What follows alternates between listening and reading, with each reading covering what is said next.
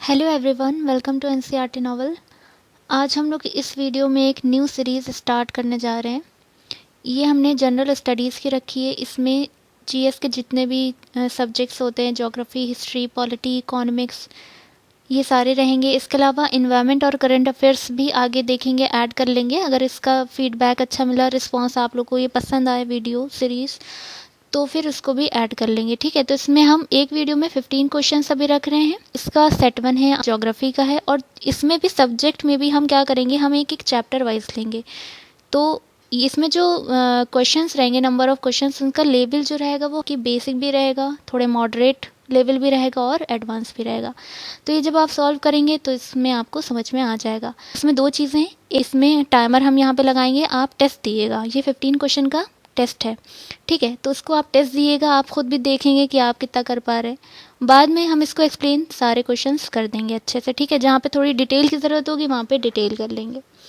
तो स्टार्ट करते हैं। वर्ल्ड ज्योग्राफी है और वर्ल्ड ज्योग्राफी में रॉक्स लिया है, ठीक है। तो यहाँ पे इसमें आपका पूरा रॉक, जितनी भी टाइप्स की रॉक होती हैं, उनकी जो भी प्रोसेस होती हैं, उनकी रॉक साइकिल जो होती है, ये सारी चीज़ें आज इस चैप्टर इन 15 क्वेश्चंस के अंदर से निकल आएंगी, ठीक है। तो सबसे पहले हमारा क्वेश्चन है इंटीरियर के अर्थ का जो इंटीरियर है उससे, विच one of the following describes the lithosphere. इसको आप बताइए, इसका राइट आंसर क्या होगा।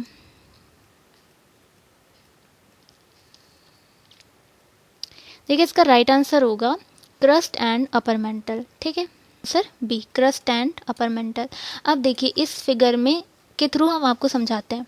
देखिए, हमें पता है कि जो इंटीरियर होता है अर्थ का, उसमें कोर होता है सेंटर में, ठीक है। उसके बाद जो लेयर होती है वो मेंटल की होती है, और सबसे आउटर लेयर जो होती है वो होती है क्रस्ट की होती है। अब कोर जो होता है, जब हम और अंदर डीप में जाते हैं तो हम देखते हैं कोर जो होता है दो पार्ट में डिवाइड हो जाता है, एक इनर कोर, एक आउटर कोर, ठीक है। अंदर ये सबसे अंदर कौन सा होता है, इनर कोर, उसके बाहर आउटर कोर होता है। फिर मेंटल, अपर मेंटल और लोअर मेंटल, दो उसमें डिवाइड हो जाती है। अब देखिए यहाँ पे एक ब्लू स्ट्रक्चर ये आपको दिखाई दे रहा है, ठीक है। ये आपका कौन सा है, ये आपका ओशनिक पार्ट है। और ये जो आपके ये छोटे छोटे माउंटेन रिजेस टाइप दिखाई दे रहे हैं, ये आपका कॉन्टिनेंट पार्ट है। अब ये देखिए, ये तो आपका दिख रहा है क्रस्ट है। ये जो ओशन वाला पार्ट है, इसके अंदर भी ये रॉक पूरी बेल्ट होती है, ये ओशनिक क्रस्ट कहलाती है, ये आपकी कॉन्टिनेंटल क्रस्ट कहलाती है। तो ये तो हो गया क्रस्ट वाला पार्ट। और इसके जस्ट नीचे वाली जो लेयर होती है, ये जो आपको ग्रे कलर की दिखाई दे रही है, ये आपकी मेंटल है। अब ये कौन सी मेंटल, ऑब्वियसली अपर मेंटल है। तो ये दोनों, यानी कि ये दोनों क्रस्ट और ये मेंटल, अपर मेंटल मिलकर आपका लिथोस्फीयर बनाते हैं, ठीक है। तो अगर हम एक लाइन में बोलेंगे तो बोलेंगे अपर मेंटल और क्रस्ट को हम क्या कहते हैं, लिथोस्फीयर कहते हैं। नेक्स्ट क्वेश्चन देखते हैं। The sideways erosion which widens the river valley called. इसका राइट आंसर बताइए।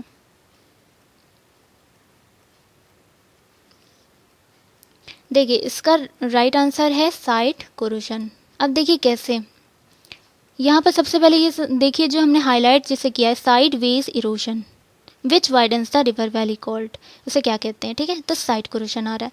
देखिए दो टाइप से होता है, एक इस टाइप से होता है, एक इस टाइप से होता है इरोजन, ठीक है। देखिए रिवर के जो रिवर का फ्लो होता है और उसका जो वॉल्यूम होता है, उसके अकॉर्डिंग ये डिपेंड करता है कि वो जो इरोजन करेगी वो किस टाइप का करेगी। सबसे पहले तो ये समझिए, इरोजन और डिपोजिशन ये दो टर्म्स आते हैं, ठीक है। इरोजन में क्या होता है, वो पार्ट, कोई पार्ट हट जाना, क्योंकि यहाँ पे रिवर लिया है। इसी तरह और भी फैक्टर्स होते हैं।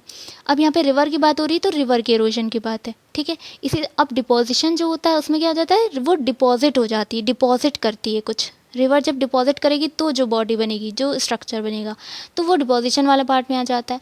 अब यहाँ पे इरोजन जो होता है ये भी दो टाइप से होता है, एक होता है साइड वेज, एक होता है वर्टिकल। अब देखिए साइड वेज में क्या होता है, जैसे ये रिवर आ रही है, अब ये इसमें जो होगा साइड वेज में इस तरह से होगा इरोजन, ठीक है, इस तरह से होगा। इसको हम क्या कहते हैं, लेटरल इरोजन भी कहते हैं, ठीक है। लेटरल डायरेक्शन में ये इरोजन होता है। तो इससे क्या होता है, इसमें रिवर की जो स्पीड होती है, फ्लो, वो बहुत कम होता है, और जिसका अमाउंट होता है वो बहुत ज़्यादा, यानी कि जो इसका वॉल्यूम एक तरीके से कहें वो बहुत ज़्यादा होता है। तो तब इस टाइप का स्ट्रक्चर बनता है। जो वैली बनती है वो इस तरह से चौड़ी बनती है, वाइड। तो इस टाइप के जो ये कोरोजन होता है इसे साइड कोरोजन कहते हैं, ठीक है।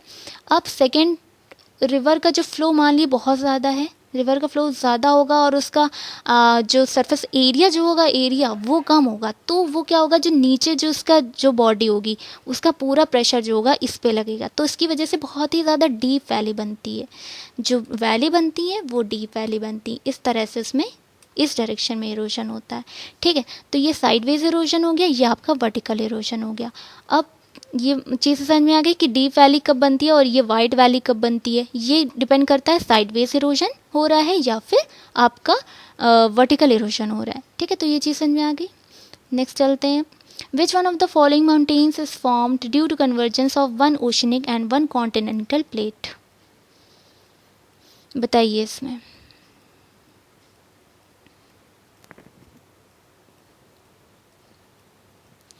देखिए, इसमें सबसे पहले जो ध्यान देने वाली बात है वो है कन्वर्जेंस हो रहा है और वन ओशनिक और वन कॉन्टिनेंटल प्लेट में हो रहा है। ठीक है, सबसे पहले हमें ये क्लियर होना चाहिए कन्वर्जेंस डाइवर्जेंस क्या मतलब है। कन्वर्जेंस जहाँ पे भी आएगा समझ लीजिए दो प्लेट्स एक दूसरे की तरफ आ रही हैं। ठीक है, दो प्लेट्स हैं वो क्या कर रही हैं, एक दूसरे की तरफ आ रही हैं, तब वहाँ पे कहलाता है कन्वर्जेंस हो रहा है। डाइवर्जेंस यानी कि एक दूसरे से दूर हट रही हैं। ठीक है, तो अब क्योंकि माउंटेन जो बनते हैं वो या तो दो प्लेट के मिल पास पास आने से बनते हैं या फिर दूर जाने से होते हैं। ठीक है, तो अलग अलग टाइप के बनते हैं, तो ये जो चीज़ें होती हैं इसलिए इंपॉर्टेंट होती है। अब कन्वर्जेंस में देखिए यहाँ पर कौन से हो रहा है, किस में होता है ऐसा।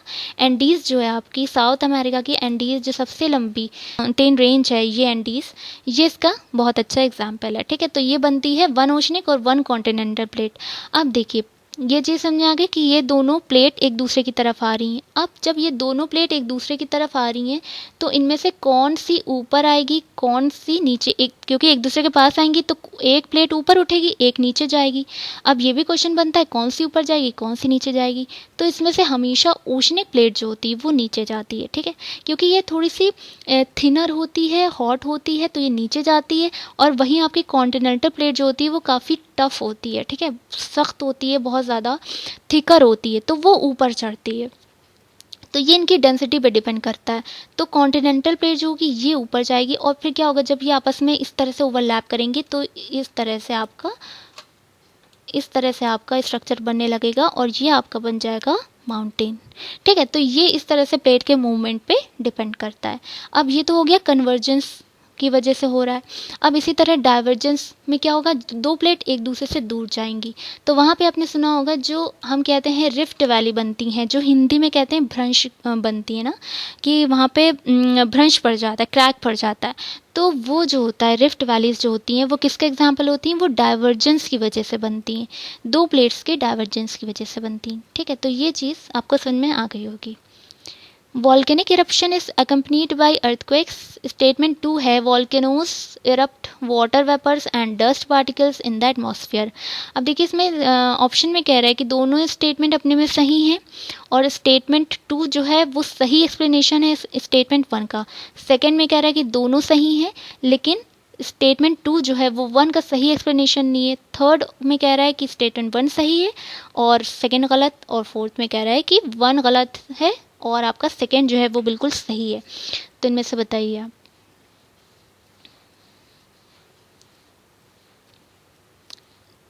देखिए इसका बी जो है वो बिल्कुल राइट आंसर है कि वॉल्केनिक, फर्स्ट स्टेटमेंट कह रहा है कि volcanic eruption is accompanied by earthquakes. जो इरप्शन होता है वॉल्केनिक या अर्थक्वेक से उससे जुड़ा हुआ होता है। ठीक है, उससे रिलेटेड होता है, तो ये बिल्कुल सही है अपने में। अब volcanoes erupt water vapour and dust particle in the atmosphere. अब ये कह रहे हैं कि वॉल्केनो जो इरप्ट करते हैं उसमें वाटर वेपर निकलता है, डस्ट पार्टिकल निकलते हैं। दोनों स्टेटमेंट आपस में अपने में सही है, यानी कि ये सी और डी तो रॉन्ग हो गया पहले ही। ठीक है, ये सी और डी रॉन्ग हो गया। अब 1 एंड 2 में देखिए तो देखिए दोनों स्टेटमेंट आपस में सही हैं, लेकिन अपने अपने में सही है, लेकिन सेकंड जो है वो फर्स्ट का कोई राइट एक्सप्लेनेशन नहीं है, उसका कोई रीज़न नहीं दे रहा है। ठीक है, वो एक अलग बात है और स्टेटमेंट सेकंड जो है वो एक अलग बात है। तो दोनों ही अपने में सही है बट वो उसका सही एक्सप्लेनेशन नहीं है, तो आपका बी राइट आंसर हो जाएगा। नेक्स्ट देखिए, स्लेट, लिग्नाइट, बॉक्साइट, ग्रेनाइट, इधर इग्नियस रॉक है, मेटामॉर्फिक रॉक है, नॉन फेरस मिनरल है, सेडिमेंट्री रॉक है। इसमें मैचिंग करनी है आपको।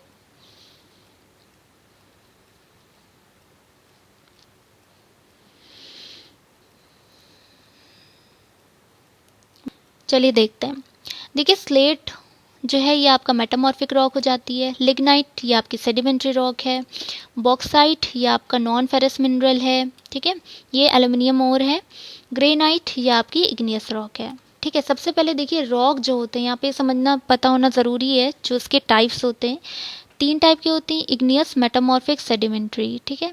इग्नियस में कौन कौन से जो वॉल्केनिक जो इरप्शन होते हैं इनकी वजह से जो बनती हैं वो इग्नियस रॉक होती हैं। इसका एग्जांपल होता है ग्रेनाइट, बेसॉल्ट, ये सारी होते हैं एग्जांपल, ठीक है।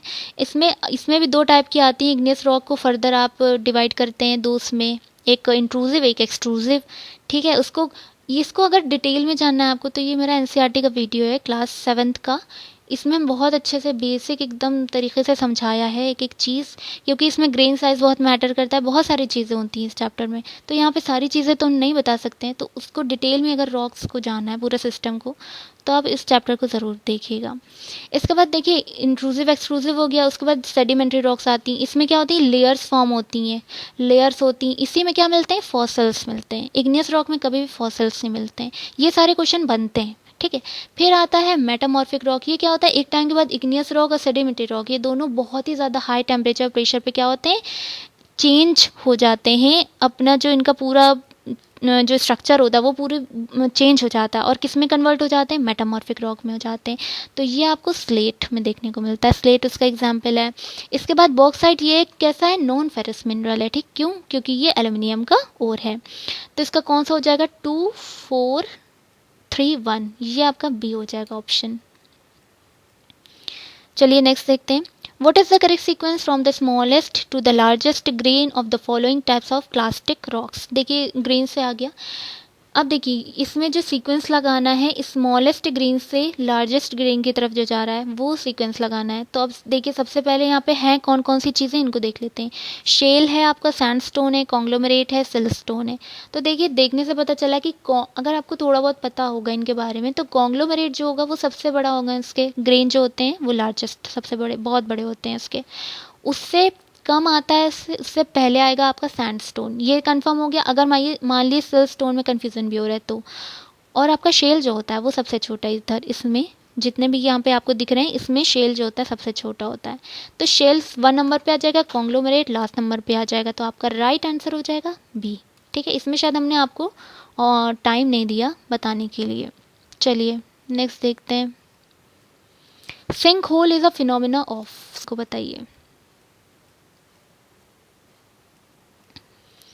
देखिए इसका राइट आंसर है डी। देखिए आपने सुना होगा कास्ट टोपोग्राफी और कास्ट लैंडस्केप, ये सब सुना होगा नाम, और देखा भी होगा डिस्कवरी वगैरह में। अभी यहाँ पे इसका इमेज दिखा देंगे।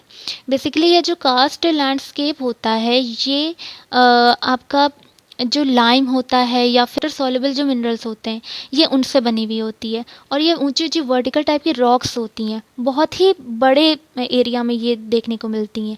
तो इस टाइप की जो टोपोग्राफी होती है उनको कास्ट टोपोग्राफी कहते हैं। और यही जब एक टाइम पे आके डिसॉल्व होने लगती है, इनमें चेंजेस आते हैं, तो ये किस टाइप की स्ट्रक्चर बनाती हैं, उसका एग्जाम्पल है सिंक होल। सिंक होल हो गया आपका, केव जो होता है वो भी इसका एग्जाम्पल है।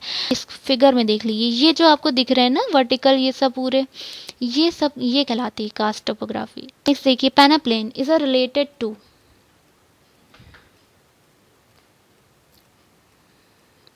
इसका राइट आंसर है रिवर, ठीक है। बहुत देखिए छोटा सा क्वेश्चन है तो इसमें बहुत ज़्यादा टाइम नहीं देने की ज़रूरत है। अब देखिए पेनाप्लेन जो होती है ये जो आपको स्ट्रक्चर दिखता है जब रिवर समझ लिए एकदम ख़त्म होने वाली होती है, ठीक है, तब वहाँ पे एकदम थोड़े थोड़े पत्थर जो होते हैं वो रिवर में पूरे पूरे फैलने लगते हैं, पत्थर टाइप के आपको स्ट्रक्चर दिखाई देते हैं बीच बीच में। रिवर एकदम सूखी से आपको दिखती है, बहुत ही ज़्यादा कम एरिया में दिखेगी रिवर, वो स्ट्रक्चर वो कहलाता है पेनाप्लेन। इसको इमेज में देखिए, ये देखिए, ये देखिए लैंड वाला पार्ट कितना बढ़ गया है, बीच बीच में भी आ रहा है, ठीक है। रिवर देखिए बिल्कुल यहाँ पे क्या दिख रहा है, इसकी ज़मीन दिख रही है, रिवर है ही नहीं बिल्कुल।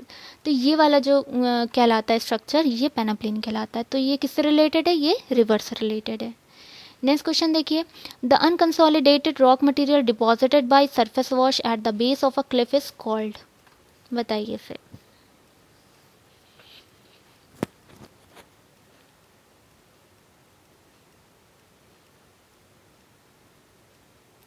देखिए इसका राइट आंसर है कोलुवियम, कैसे? अब देखिए ये सब जो आपको क्वेश्चन दिख रहे हैं ना, ये कहीं ना कहीं रिलेटेड हैं इरोजनल फीचर और डिपोजिशनल फीचर के। अभी लास्ट में हम 2 स्लाइड में, इस वीडियो को पूरा एंड तक देखिएगा क्योंकि लास्ट की 2 स्लाइड में हम पहले तो ये बताएंगे मेटामॉर्फिक रॉक, इग्नियस रॉक, इसमें कौन सी चेंज होती है, पूरी लिस्ट हम बताएंगे।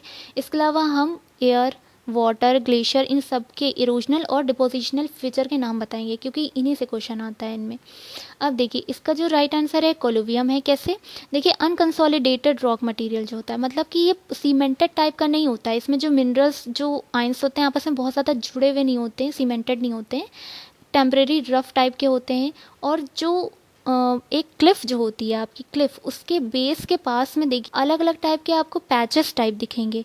वो किससे बने होते हैं? वो बेसिकली डिपोजिशन होता है सरफेस वॉश, रेन वॉश का। तो जहाँ पे भी ये टर्म्स आ जाएं, सरफेस वॉश, रेन वॉश, वहाँ पे समझ लीजिए कोलुवियम की बात कर रहे हैं, ठीक है। इन कोलुवियम के नीचे एलुवियम आता है आपका।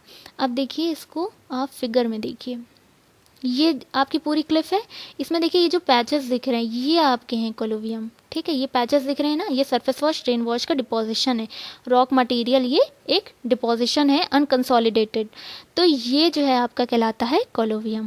नेक्स्ट देखिए, why is hydrolysis an effective form of chemical decomposition of bedrock in humid tropics. के 2 स्टेटमेंट है। Humid tropics experience high temperature and humidity, ठीक है। There is high diurnal range in temperature. तो कौन सा इनमें से सही है, इसको बताइए।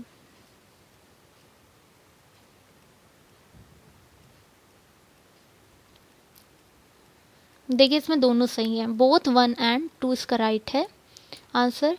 कैसे? अब देखिए जो बेड रॉक में जो ह्यूमिड ट्रॉपिक्स जो होता है, यानी कि बहुत ज़्यादा यहाँ पर नमी मिलती है आपको, नमी और बहुत ज़्यादा टेम्परेचर मिलता है, तो वहाँ पे जो बेड रॉक्स होती हैं उनमें केमिकल डिकम्पोजिशन जो होता है उसकी बहुत ही ज़्यादा, वो हाइड्रोलिसिस जो है ये प्रोसेस बहुत ही ज़्यादा इफेक्टिव मानी जाती है। क्यों? क्योंकि देखिए हाइड्रोलिसिस के लिए वाटर मॉलिक्यूल होना ज़रूरी है और उधर मिनरल्स हैं, रॉक्स हैं, उनके बीच में क्या होगा, उनके बीच में रिएक्शन होगी और केमिकल डिकम्पोजिशन होगा, ठीक है। तो ये तब होगा जब वहाँ पे बहुत ज़्यादा हाई टेम्परेचर होगा और टेम्परेचर के साथ साथ वहाँ पे नमी भी बहुत होगी। तो इसलिए ह्यूमिड ट्रॉपिक्स यहाँ पर ये इंपॉर्टेंट है।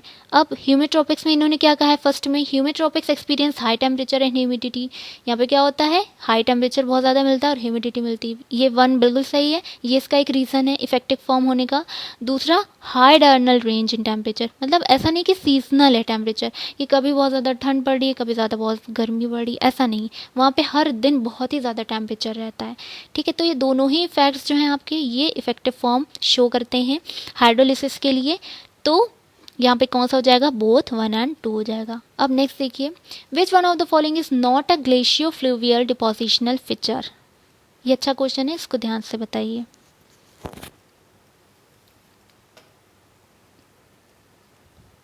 देखिए इसका राइट आंसर है हॉर्न। सबसे पहले देखिए इस टर्म को, ग्लेशियो फ्लूवियल डिपोजिशनल फीचर, ये क्या मतलब है। ग्लेशियो मतलब ग्लेशियर है यहाँ पर, और फ्लूवियल मतलब यहाँ पर जो आपके रॉक्स है इसके मिनरल्स हैं, उनके बीच में क्या होता है, उनके बीच में वो दोनों आपस में रिएक्शन करके पास में आते हैं और एक सीमेंटेड फॉर्म, एक स्ट्रक्चर बना लेते हैं, ठीक है। तो ये जो आपका पूरा कंपोजिशन होता है इसको ग्लेशियो फ्लूवियल। क्या इसमें इरोजनल फीचर भी हो सकता है, डिपोजिशनल फीचर भी हो सकता है। यहाँ पे क्या पूछा गया, डिपोजिशनल फीचर। तो देखिए ड्रमलिन है, एस्कर है, कीम, ये दोनों जो है आपका ग्लेशियो फ्लूवियल डिपोजिशनल फीचर हैं, ठीक है, ये तीनों। हॉर्न जो है ये इरोजनल फीचर है, ठीक है, ये डिपोजिशनल नहीं है, इरोजनल है। तो यहाँ पे क्या पूछा है, नॉट पूछा है, तो आपका हॉर्न राइट आंसर हो जाएगा। इसको आप गूगल पे एक बार चाहिएगा तो देख लीजिएगा, फिगर से आपको बहुत अच्छे से टर्मिनोलॉजी समझ में आ जाएगी। तो देखिए एस्कर की तो इस तरह से कुछ बनते हैं, स्ट्रक्चर कुछ इस टाइप से बनता है। आपका ड्रमलिन का जो होता है कुछ इस टाइप का स्ट्रक्चर बनता है, जो डिपोजिशन होता है थोड़ा सा इस तरह से। और जो केम होता है ये आपको इस तरह से ग्लोब्यूल्स टाइप के इस टाइप से दिखते हैं, ठीक है। अब ये जो है इस तरह का। अब देखिए ये तो डिपोजिशनल फीचर हमने बता दिए, ड्रमलिन, एस्कर, केम। जो इरोजनल फीचर होता है इसमें हॉर्न आता है, एरिट भी आता है, ठीक है। तो ये दोनों किसके नाम है, इरोजनल फीचर के हैं। नेक्स्ट देखते हैं, on the earth originally there was only 1 huge land mass which is known as Panthalassa, Pangaea, Laurasia, Gondwana land. पहले राइट आंसर बताइए फिर इसको एक्सप्लेन करते हैं। देखिए सबसे पहले अर्थ में जो होता है एक बड़ी सी लैंड मास थी, ठीक है। ये असल में कॉन्टिनेंटल ड्रिफ्ट थ्योरी से रिलेटेड क्वेश्चन है, ठीक है। तो लैंड मास थी पहले एक बड़ी सी, फिर इसमें क्या हुआ, वो क्या कहलाती थी? पैंजिया कहलाती थी। और उसके चारों तरफ वाटर बॉडी थी। लैंड मास जो था वो पैंजिया था। ठीक है, इसका राइट आंसर पैंजिया है। पैंजिया थी और ये आपकी पैंथलासा कहलाती थी, वाटर बॉडी जो थी, सॉरी पैंथलासा। तो ये पैंजिया में क्या हुआ, एक टाइम के बाद फिर क्या हुआ, इसमें बीच में क्रैक इस तरह से पड़ गया। अब ऊपर का ये अलग हो गया, नीचे का ये अलग हो गया। जो ऊपर का था लैंड मास उसको कहा गया लॉरेशिया, और जो नीचे का था इसको कहा गया गोंडवाना लैंड। ठीक है, लॉरेशिया और गोंडवाना लैंड। तो देखिए जो ऊपर के हमारे वर्ल्ड में कॉन्टिनेंट हैं, जो जैसे कि नॉर्थ अमेरिका आपका, यूरेशिया यानी कि यूरोप और एशिया, ये जो है ये लॉरेशिया से बने हैं, लॉरेशिया लैंड मास के हैं। और गोंडवाना लैंड में कौन कौन आता है, इधर साउथ अमेरिका, अफ्रीका, इधर आपका ऑस्ट्रेलिया, ये सब जो है ये आपका गोंडवाना लैंड में आते हैं। ठीक है, तो ये पार्ट जो, और इंडिया भी ऑब्वियसली गोंडवाना लैंड में आता है, क्योंकि वो अफ्रीका से ही वो एक सब कॉन्टिनेंट के फॉर्म में, वो इसलिए उसे सब कॉन्टिनेंट कहते हैं, क्योंकि वो अफ्रीका से ही वो एक टाइम के बाद अलग हुआ है। ठीक है, ऊपर वो मूव किया है प्लेट, तो वो भी गोंडवाना लैंड में आती है। तो ये चीज़ें आपको पता होनी चाहिए। तो ये क्या हो गया, जिस ओरिजिनली यानी कि सबसे पहले जो एक वन ह्यूज लैंड मास थी वो किसकी थी, वो पैंजिया थी। नेक्स्ट देखते हैं, 90 degree east ridge lies in, बताइए। देखिए इसका राइट आंसर है Indian ocean. 90 degree east ridge lines, देखिए ये जो रिज है ना, ये माउंटेनियस एक रिज है। ठीक है, और ये इसको 90 डिग्री ईस्ट इसलिए नाम दिया गया है, एक तो ये ईस्टर्न हेमिस्फेयर में है, ऊपर से इसका मिड है, यानी कि 90th जो मेरिडियन है आपकी, 90th मेरिडियन जो है उसके बिल्कुल पैरेलल में है, तो इसलिए इसको 90 डिग्री ईस्ट ये नाम दिया गया है, और इंडियन ओशन में लाई करती है। ठीक है, नेक्स्ट क्वेश्चन देखते हैं। Esker is a geomorphic feature developed by, बताइए। अभी इसका नाम आया था, देखिए एस्कर जो है अभी हमने बताया था, एस्कर, केम, ड्रमलिन, ये किसके हैं, ये आपके ग्लेशियर फ्लूवियल जो डिपोजिशनल फीचर है उसका एग्जाम्पल है। तो आपका आंसर हो जाएगा सी। लास्ट देखते हैं क्वेश्चन, क्वार्टजाइट इज मेटामॉर्फोज्ड फ्रॉम, बताइए। चलिए इसका राइट आंसर है सैंडस्टोन, सी आंसर है इसका। सैंडस्टोन की मेटामॉर्फोज्ड फॉर्म होती है क्वार्टजाइट। ठीक है, और सैंडस्टोन क्या है, ये आपकी क्या है, सेडिमेंट्री रॉक है। अब देखिए, और क्वार्टजाइट क्या है, मेटामॉर्फिक रॉक। समझ में आ रही ना ये चीज़ें, इसकी मेटामॉर्फोज्ड फॉर्म मतलब कि क्वार्टजाइट क्या है, एक मेटामॉर्फिक रॉक है, सैंडस्टोन क्या है, ये आपकी इग्नियस भी हो सकती थी, सेडिमेंट्री भी हो सकती थी, बट ये सेडिमेंट्री रॉक है। अब यहाँ पे प्लूटोनिक जो है, इससे कंफ्यूज मत होइएगा, प्लूटोनिक को इंट्रूसिव रॉक, जो हमने बताया था इग्नियस दो टाइप की होती है, एक इंट्रूसिव एक एक्सट्रूसिव, उसमें इंट्रूसिव को प्लूटोनिक रॉक भी कहते हैं। ठीक है, और ये दोनों बनते किस उससे हैं, ये कि वो उसका जो मैग्मा होता है, जो वल्केनो इरप्शन से मैग्मा निकलता है, वो कितनी देर में ठंडा होता है, उनके ग्रेन साइज पे डिपेंड करता है। ठीक है, तो ये इनमें दोनों में डिफरेंस होता है। इसको डिटेल में उस क्लास 7 का जो हमने चैप्टर यहाँ इसमें मेंशन किया है आई बटन में, इसमें आप डिटेल में पढ़ लीजिएगा, इसमें बहुत अच्छे से क्लियर किया है। तो यहाँ पे राइट आंसर हो जाएगा सैंडस्टोन। तो यहाँ पे 15 क्वेश्चन फिनिश हो गए। अब देखिए बहुत इंपॉर्टेंट लिस्ट एक बताने जा रहे हैं, इसको चाहिएगा, जिनके पास ना हो वो नोट कर लीजिएगा। देखिए कन्वर्जन बहुत पूछा जाता है, तो इसमें आपके इग्नियस और सेडिमेंट्री दोनों को मेटामॉर्फिक फॉर्म जो रॉक की होती है, इग्नियस रॉक और इधर मेटामॉर्फिक रॉक। ठीक है, इस तरह से। तो इग्नियस में आपकी बेसॉल्ट ये किस में चेंज हो जाती है, ये हो जाती है शिस्ट में। ठीक है, शिस्ट में। उसके बाद आपका आता है ग्रेनाइट, ग्रेनाइट चेंज होती है नाइस में। ठीक है, ये हो गया। इसके बाद सेडिमेंट्री की अगर हम बात करें, सेडिमेंट्री रॉक मेटामॉर्फिक रॉक में, तो सेडिमेंट्री में सबसे पहले शेल ले लेते हैं।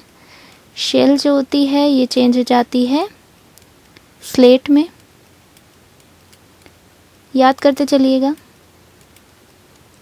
सेकंड लेते हैं हम सैंडस्टोन, सैंडस्टोन।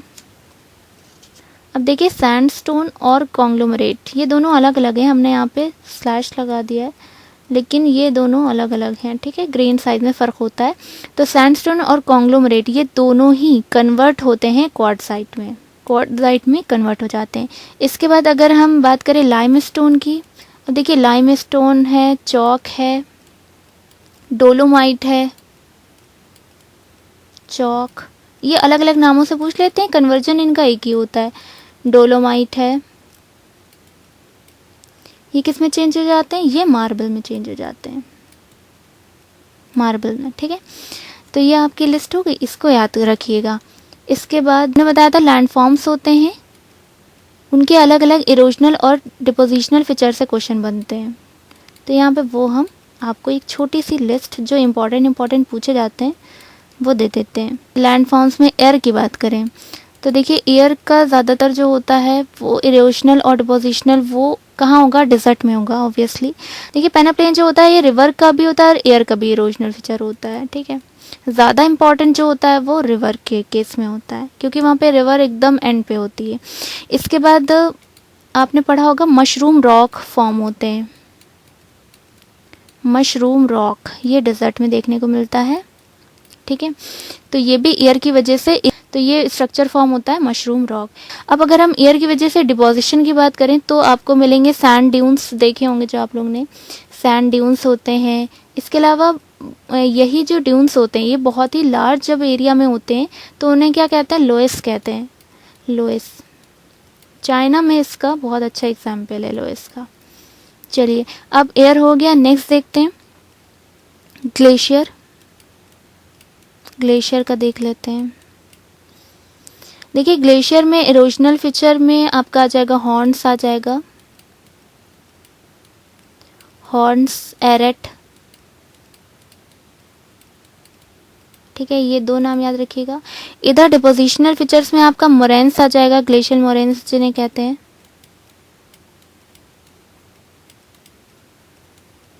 मोरेन्स आ जाएगा आपका, एस्कर आ जाएगा, ड्रमलिन आ जाएगा, ड्रमलिन और केम। तो ये आपके क्या हो गए, ग्लेशियर की वजह से जो डिपोजिशन हो रहा है, मोरेन्स, एस्कर, ड्रमलिन, केम, और इधर इरोजनल फीचर में हॉर्न्स और एरेट। अब देखिए अब आते हैं रिवर पे। रिवर के थ्रू जो आपका इरोजन होता है उसमें फर्स्ट नंबर पे पेनाप्लेन आता है, फिर आप ले लिए वैली, ठीक है, वैलीज बनती हैं वाइड, जैसे फर्स्ट हमने क्वेश्चन लिया था वाइड या फिर डीप वैली, ये सब फॉर्मेशन होता है इनका। और आपके जो गॉर्ज होते हैं, इसके अलावा कैनियन होते हैं, पैथोल्स होते हैं, ये सारे जो स्ट्रक्चर होते हैं ये रिवर की वजह से होते हैं, ठीक है। अब डिपोजिशनल फीचर में देखिए तो डेल्टा सबसे फर्स्ट नंबर पे जो हमें ध्यान आता है, डेल्टा, मिएंडर, मेंडर और ऑक्सबो लेक जो बनती है, ये सारे टर्म्स आप याद रखिएगा, इनसे क्वेश्चन आते हैं, ठीक है। बाकी कई सारी चीज़ें होती हैं लेकिन ये इंपॉर्टेंट समझ लीजिए। ये अगर इसको डिटेल में जानना है तो आप क्लास 7 की एक बार प्लेलिस्ट देख लीजिएगा, उसमें आपको ये चैप्टर पूरा अच्छे से मिल जाएगा। वहाँ पे इसको एक एक चीज़ को एक्सप्लेन किया है, एक एक टर्म को। यहाँ पर ये चैप्टर फिनिश होता है। आई होप आपको ये सेशन अच्छा लगा हो। अगर आपको ये सीरीज़ इसी तरह से क्वेश्चन रहेंगे, ज्योग्राफी है फिर पॉलिटी आएगी, अभी ज्योग्राफी और पॉलिटी इस पर बनाएंगे हम, जब इस पर अच्छा रिस्पॉन्स आएगा तो फिर आगे बढ़ाएंगे इसको, ठीक है। चलिए, थैंक यू सो मच।